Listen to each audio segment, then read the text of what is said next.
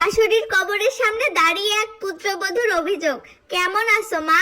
আমি চাই ওপারে তুমি খুব ভালো থেকো। তুমি নেই আজ 5 বছর হয়ে গেল। লোকে বলে মৃত মানুষের নামে কোনো অভিযোগ করতে নেই বা মনে আনতে নেই, কিন্তু তোমার প্রতি যে আমার এক আকাশ পরিমাণ অভিযোগ জমা, সেগুলো কোথাও প্রকাশ করতে না পেয়ে মনের ভিতরেই গুমড়ে গুমড়ে মরতেছি।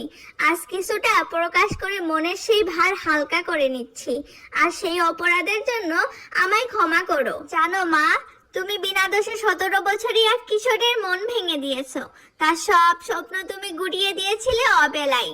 সংসার জীবন বানিয়ে দিয়েছো তীক্ষ্ণময়। জীবিত থাকাকালীন সংসারে এতটুকু শান্তি দেওনি আমায়। সব সময় গরিবের মেয়ে বলেই অবহেলা অবজ্ঞা করেছো, অথচ এই আমাকে দেখে শুনেই তোমার ছেলের বউ করেছিলে। তবুও তোমার সব প্রয়োজনে এই অকর্মা আমাকেই লাগতো। তাও তুমি কখনো বিন্দু মাত্র কৃতজ্ঞতা স্বীকার করনি। তুমি এতটা নিষ্ঠুরতম মা ছিলে যে গর্ভকালীন সময়টাও একটা মেয়েকে ছাড় দাওনি।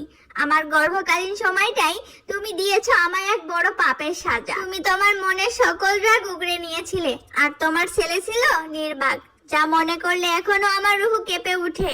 হয়তো সেই কালো অতীতের কথা আমি এ জন্মে ভুলতে পারবো না। জানো মা, আমি সব সময় তোমার ভালোবাসা পাওয়ার জন্য বেকুল হয়ে থাকতাম, কারণ তোমার ভালোবাসা পেলেই বুঝি তোমার ছেলের ভালোবাসা পাবো, এটাই সব সময় আমার মাথায় ঘুরতো।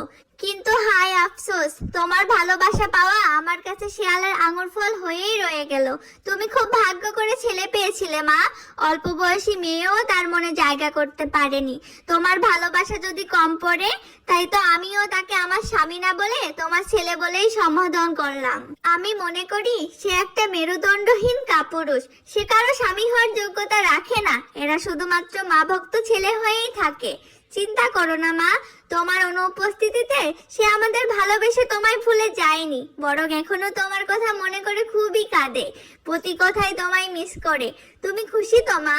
এবার আমি কেমন আছি শুনবে না মা? শুনো তবে। আমি ভালো আছি মা, তুমি ছাড়া আমি ভীষণ ভালো আছি। আমি এও জানি এই কথার পরিপ্রেক্ষিতে আমি সমাজের সব থেকে ঘৃণিত পুত্রবধূ হব। তবুও বলবো, তোমার মৃত্যুর পর আমি ভীষণ ভালো আছি। তোমার মৃত্যুর কয়দিন পরই আমি জবটা ছেড়ে দিয়েছি। জানো মা, তোমার মৃত্যুর বছর খানিক পরেই আমার একটা ছেলে হয়েছে। সব থেকে অবাক করা বিষয় কি জানো? আমার ছেলে দেখতে অনেকটা তোমার মতো হয়েছে।